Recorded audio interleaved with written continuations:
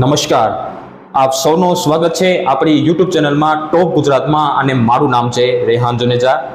લગભગ 5-6 દિવસ પછી આપણે વિડીયોના મારફતે મુલાકાત કરી રહ્યા છે। જો કે આ વિડીયોમાં આપણે તમને આગોતરું એંધાણ પણ આપી દીધું હતું। લગભગ જે 19 થી 21 તારીખના રાઉન્ડનો જે આપણો વિડીયો બનાવ્યો હતો એમાં તમને આગોતરું એંધાણ આપ્યું હતું કે તારીખ 26-27 થી એક વરસાદનો રાઉન્ડ આવવાની શક્યતા ગુજરાત રિજિયનમાં લાગી રહી છે। એ આગોતરું એંધાણ તમને પહેલા જ આપી દીધું હતું। ત્યારબાદ આપણે જે કચ્છનો વિશાળ એક ડેમ છે વિજયસાગર, એના ઉપર આપણે ગયા હતા, ત્યાં મુલાકાત કરી હતી। એમના વિડીયોના પણ એન્ડમાં તમને બતાવ્યું હતું આગોતરું એંધાણ તરીકે કે વરસાદનો રાઉન્ડ છે એ 26-27 તારીખ આસપાસ ગુજરાત રિજિયનમાં આવી શકે છે। તો હવે એનો સમયગાળો લગભગ 2 દિવસ જેવો રહી ગયો છે। હવે ગુજરાતના કયા વિસ્તારોમાં વરસાદની શક્યતા છે એ વિસ્તારથી માહિતી તો આપણે આજે ન આપી શકીએ, કારણ કે હજી પણ મોડલોમાં મોટા મતાંતર જોવા મળી રહ્યા છે। પણ આજે જે આપણે આ અપડેટ આપી રહ્યા છે એને 70% જેટલી સાચી ગણીને વિડીયોને જોવો અને એના ઉપર કામ કરવો। તો આજે આપણે જે ડબલ અંદાજો તમને બતાવવાનો પ્રયાસ કરીશું। વિસ્તારની માહિતી છે એ આવતીકાલે અથવા પરમ દિવસે આપવામાં આવશે। લગભગ તો આવતીકાલે મળી જશે, તો આવતીકાલે નહીં તો 26 તારીખ આસપાસ તમને એ માહિતી આપવામાં આવશે કયા વિસ્તારોમાં કેવા વરસાદ થશે। પણ ડબલ અંદાજો જે અત્યારની અપડેટ છે એનો અંદાજો આપણે આ વિડીયોમાં જાણીશું। તો હજુ સુધી આ ચેનલને સબસ્ક્રાઇબ ન કરી હોય તો હવામાનની રેગ્યુલર અને સચોટ અપડેટ મેળવવા માટે આપણી યુટ્યુબ ચેનલને સબસ્ક્રાઇબ કરી દેજો, સાથે સાથે આ વિડીયોને લાઈક આપી દેજો। જાણકારી સારી લાગે તો અને દરેક ગ્રુપમાં શેર કરજો, જેથી અન્ય મિત્રોને પણ આ માહિતી પહોંચી શકે। સૌથી પહેલા આપણે જે વાત કરીએ કે જે 27 તારીખથી આ રાઉન્ડની મુખ્ય શરૂ થશે, તો આપણે 27 તારીખથી લઈ અને 31 તારીખ વચ્ચે એની માહિતી આપી રહ્યા છે। એની બાદ પણ વરસાદ ચાલુ રહેશે, પણ એની માહિતી છે તમને 30 તારીખ અથવા 31 તારીખ આસપાસ તમને માહિતી આપવામાં આવશે ઓગસ્ટ મહિનાની। આ જુલાઈનો છેલ્લો રાઉન્ડ છે અને તમે જોરદાર રાઉન્ડ ગણી શકો તો જોરદાર રાઉન્ડ છે। પણ કયા વિસ્તારો માટે છે એ હજી કયા વિસ્તારો માટે છે હજી દક્ષિણ ગુજરાત, મધ્ય ગુજરાત અને ઉત્તર ગુજરાતમાં તો વરસાદ ચોક્કસપણે ધોધમાર અને ભારે અતિ ભારે વરસાદ જોવા મળશે। પણ સૌરાષ્ટ્ર કચ્છ માટે હજી પણ અપડેટ ફાઇનલ નથી આવી, હજી પણ મોડલોમાં મોટા મતાંતર જોવા મળી રહ્યા છે। તો આપણે આ બધું આ વિડીયોમાં ડિટેલમાં જાણીશું। સૌથી પહેલા આપણે આ રાઉન્ડની વાત કરીએ, કયા વિસ્તારોમાં કેવી અસર અત્યારની જે અપડેટ છે એ પ્રમાણે વાત કરીએ। જો કે આ અત્યારની અપડેટ રહેશે, જો એમાં ફેરફાર થશે તો ચોક્કસપણે અપડેટમાં થોડો આપણે વિસ્તાર બાબતે થોડીક અપડેટ ફરી જશે, પરંતુ આગાહીમાં કોઈ જાતનો આપણે ફેરફાર ન કરીશું। આગાહી આપણી છે એ ચાલુ જ રહેશે। 27 તારીખથી આગાહી ચાલુ થશે, 27 થી થશે જ, અને 31 તારીખ વચ્ચેની આપણી આગાહી છે।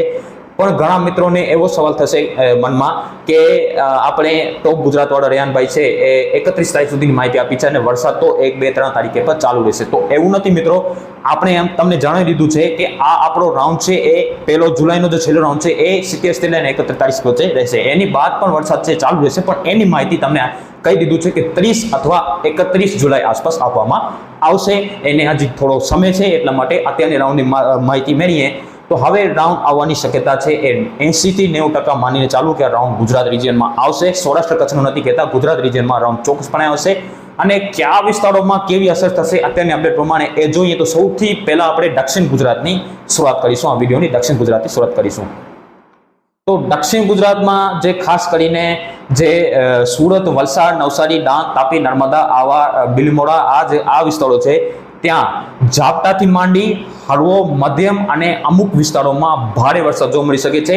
અને આ જે અત્યારની અપડેટ છે એ પ્રમાણે જો કે એમાં કોઈ જાતનો સિસ્ટમના ટ્રેકમાં ફેરફાર થશે તો આપણો જે વિસ્તાર બતાવી રહ્યા છે એમાં પણ ચોક્કસપણે ફેરફાર થશે, પણ આગાહી મતલબ કે તારીખમાં કોઈ જાતનો ફેરફાર આપણે ન કરીશું, વિસ્તારમાં ચોક્કસપણે ફેરફાર કરીશું। પહેલા દક્ષિણ ગુજરાતની વાત કરીએ તો સુરત, વલસાડ, નવસારી, તાપી, ડાંગ, નર્મદા, આવા, બિલીમોરા આ વિસ્તારો છે ત્યાં મધ્યમથી ભારે વરસાદ જોવા મળી શકે છે। અને અમુક સીમિત વિસ્તારો એવા હશે કે જ્યાં 28, 29, 30 તારીખમાં ભારેથી અમુક સીમિત વિસ્તારોમાં અતિ ભારે વરસાદ પણ જોવા મળી શકે છે।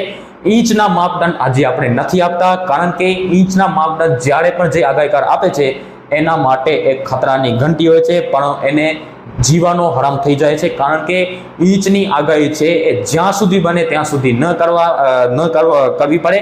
હા, તમે એવું કહી શકો કે ત્યાં આંકડા છે એ કલ્પના બહાર આવી શકે છે, પણ ઇંચની આગાહી છે એ અત્યારે હું કરી શકું શક્ય નથી, એટલો આગળ હું નથી નીકળ્યો હજી।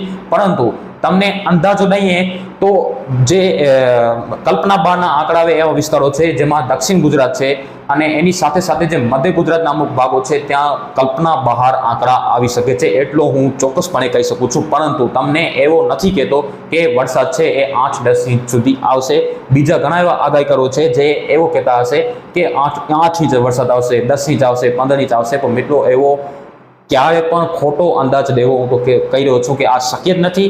જ્યારે શક્યતા લાગે ત્યારે 15 નહીં 25 ઇંચનો આંકડો પણ આપો, 30 ઇંચનો પણ આપો, પણ જ્યારે શક્ય થયા ત્યારે તમે પહેલાથી જ કહી દેશો કે વરસાદ છે એ એવા થશે, ઓવા થશે ને, આમ છે ને, તેમ છે ને, એવું બધે અત્યારથી કેવો ઘણું બધું અઘરું કહેવાય છે. પણ હવે દક્ષિણ ગુજરાતની સાથે સાથે મધ્ય ગુજરાતમાં કલ્પના બહાર આંકડા આવી શકે છે અને 28, 29, 30 તારીખ આસપાસ આ વિસ્તારોમાં મધ્ય ગુજરાતમાં જે વડોદરા, અમદાવાદ, ગાંધીનગર, ખેડા, નડિયાદ આ વિસ્તારો છે ત્યાં વધુ અસર થશે ને ત્યાં મધ્યમથી ભારે વરસાદ થશે. એ હવે ચોક્કસ અપડેટ ફાઇનલ ગણવી, 90% જેવી અપડેટ ફાઇનલ કરી કે આ વિસ્તારોમાં મધ્યમથી ભારે વરસાદ થશે. ફરીથી નામ જણાવી દઉં, અમદાવાદ, ગાંધીનગર, વડોદરા, આણંદ અને આ વિસ્તારો છે, ખેડા, નડિયાદ આ વિસ્તારો છે ત્યાં મધ્યમથી ભારે વરસાદ, તો સીમિત વિસ્તારોમાં અતિ ભારે વરસાદ જોવા મળી શકે.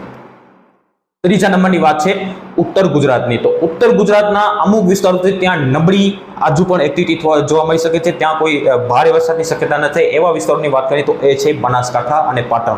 આ બે જિલ્લા એવા છે કે જ્યાં થોડોક વરસાદનું પ્રમાણ છે આ રાઉન્ડમાં જે અત્યારે ટ્રેક છે સિસ્ટમનો એ પ્રમાણે આ વિસ્તારોમાં થોડી ઓછી અસર થાય અને ત્યાં છૂટો છવાયો સીમિત વિસ્તારોમાં હળવા મધ્યમ વરસાદ જોવા મળી શકે છે. પરંતુ સાર્વત્રિક વરસાદ છે એ ઉત્તર ગુજરાતના આ બે જિલ્લામાં જોવા મળી શકે તો આપણે નથી લાગતી. પરંતુ ઓવરઓલ ગુજરાતમાં ત્યાં વાત કરીએ તો સાર્વત્રિક રાઉન્ડ છે, ઘણા વિસ્તારોમાં ધોધમાર વરસાદ થશે, સારા વરસાદ થઈ જશે અને એની બાદ પણ જે કંઈ હશે એની આપણે તમને આગળ આપવામાં આવશે. પણ આ જે બનાસકાંઠા અને પાટણ બે જિલ્લા એવા હશે કે ત્યાં થોડો છે એ વિસ્તારમાં ગેપ આવી શકે છે, ત્યાં થોડો પ્રમાણ છે અત્યારનો ટ્રેક છે એ પ્રમાણે ઘટી શકે છે, વરસાદ થોડો ઓછો થઈ શકે છે. પરંતુ સિસ્ટમના મુવમેન્ટમાં કોઈ ફેરફાર થશે તો આ વિસ્તારોમાં પણ ફેરફાર થવાની શક્યતા માની રહ્યા છે. એની આપણે છે તમને 1-2 દિવસમાં આપવામાં આવશે. પછી જે સાબરકાંઠા છે, અરવલ્લી, મહેસાણા અને જે છોટાઉદેપુર જેવા વિસ્તારો છે ત્યાં મધ્યમથી ભારે અને સીમિત વિસ્તારોમાં અતિ ભારે વરસાદ થશે અને ત્યાં પણ ઇંચના આંકડા છે કલ્પના બહાર આવી શકે છે. જી મિત્રો, ચોથા નંબરની વાત છે સૌરાષ્ટ્રની. તો સૌરાષ્ટ્રમાં જે મોરબી, સુરેન્દ્રનગર અને આ વિસ્તારો છે, મોરબી, સુરેન્દ્રનગર અને બોટાદ આ 3 જિલ્લા એવા છે કે જ્યાં થોડી એક્ટિવિટી મજબૂત થઈ શકે છે. મતલબ કે ત્યાં થોડો વરસાદ છે એ સામાન્ય કરતાં વધુ થઈ શકે છે, મધ્યમ કરતાં વધુ વરસાદ થઈ શકે છે. ત્યાં થોડોક ભારે વરસાદ પણ જોવા મળી શક્યતા આ તારીખોમાં લાગી રહી છે. આપણે 27, 28 થી 30, 31 તારીખ વચ્ચે આ વિસ્તારોમાં મોરબી, સુરેન્દ્રનગર અને બોટાદના અમુક ભાગો છે તેમાં થોડી એક્ટિવિટી મજબૂત જોવા મળી શકે છે. પશ્ચિમ સૌરાષ્ટ્રની વાત કરીએ તો જામનગર, દેવભૂમિ, દ્વારકા, પોરબંદર આ વિસ્તારો, આ 3 જિલ્લા છે, રાજકોટ આ 4 જિલ્લા એવા છે કે જ્યાં આ રાઉન્ડની અંદર થોડો વરસાદ છે એ નોર્મલ આસપાસ જોવા મળી શકે છે. હળવો મધ્યમ વરસાદ આ વિસ્તારોમાં પણ જોવા મળી શકે છે. એકલ દોકલ વિસ્તારો એવા પણ હશે કે જ્યાં ભારે વરસાદ જોવા મળી શકે છે આ તારીખોમાં.